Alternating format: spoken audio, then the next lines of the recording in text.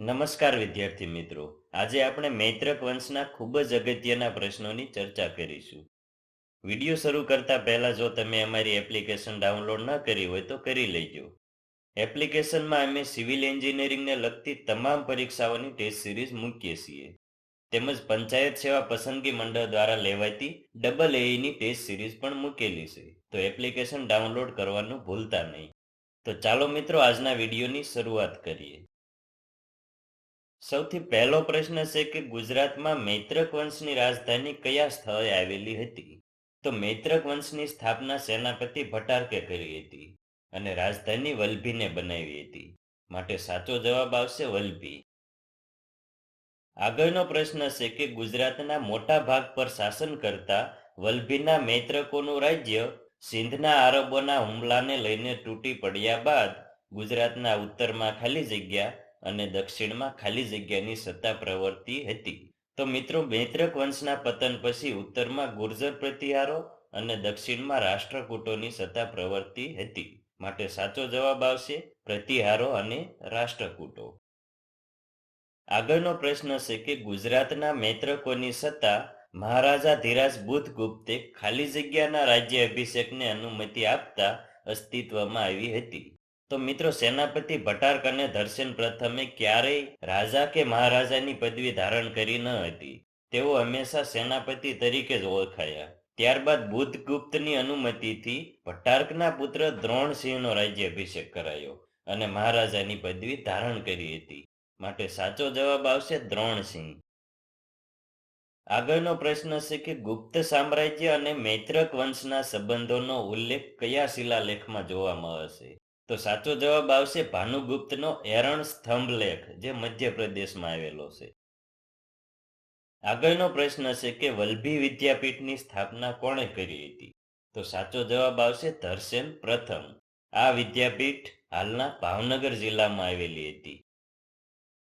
આગળનો પ્રશ્ન છે કે મૈત્રક વંશનો છેલ્લો રાજા કોણ હતો? તો સાચો જવાબ આવશે શિલાદિત્ય સાતમો. તેના સમયમાં આરબોના આક્રમણથી વલભીનો નાશ થયો હતો.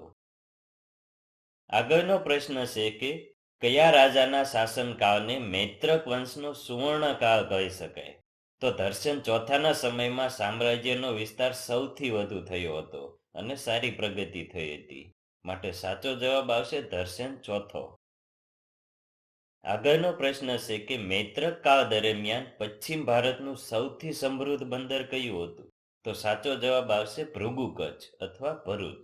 આ બંદરેથી મૈત્રક કાળમાં રોમ અને આરબ દેશો સાથે વેપાર થતો હતો.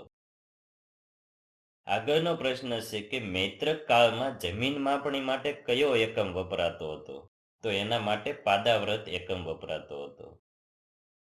હવે આગળનો પ્રશ્ન છે કે ચીની મુસાફર હ્યુએન સાંગે કયા મૈત્રક રાજાના સમયમાં વલભીની મુલાકાત લીધી હતી? તો તેણે ઈસવીસન 640માં ધ્રુવસેન બીજો, જે બાલાદિત્ય તરીકે પણ ઓળખાય છે, તેના સમયમાં વલભીની મુલાકાત લીધી હતી. આપણો આગળનો પ્રશ્ન છે કે પ્રસિદ્ધ ભટ્ટી કાવ્યના રચયિતા કવિ ભટ્ટી કોના રાજ દરબારમાં હતા?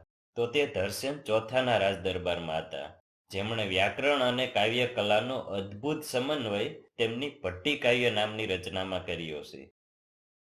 આગળનો પ્રશ્ન છે કે મૈત્રક શાસકો કયા ધર્મના ઉપાસક હતા? તો તેઓ શૈવ ધર્મના પરમ ઉપાસક હતા અને શિવની ઉપાસના કરતા હતા. તેથી તેમના સિક્કા અને મુદ્રાઓ પર નંદીનું ચિહ્ન જોવા મળે છે. આગળનો પ્રશ્ન છે કે હ્યુએન સાંગ મુજબ વલભીમાં કયા બૌદ્ધ પંડિતો રહેતા હતા? તો ગુણમતી અને સ્થિરમતી જેવા બૌદ્ધ પંડિતો રહેતા હતા. આગળનો પ્રશ્ન છે કે વલભીનો નાશ કરવા માટે આરબોને કોણે આમંત્રણ આપ્યું હતું?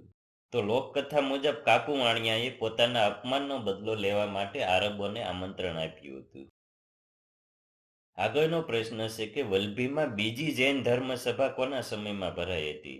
તો ઈસવીસન 512માં ધ્રુવસેન પ્રથમના સમયમાં બીજી જૈન ધર્મ સભા ભરાઈ હતી.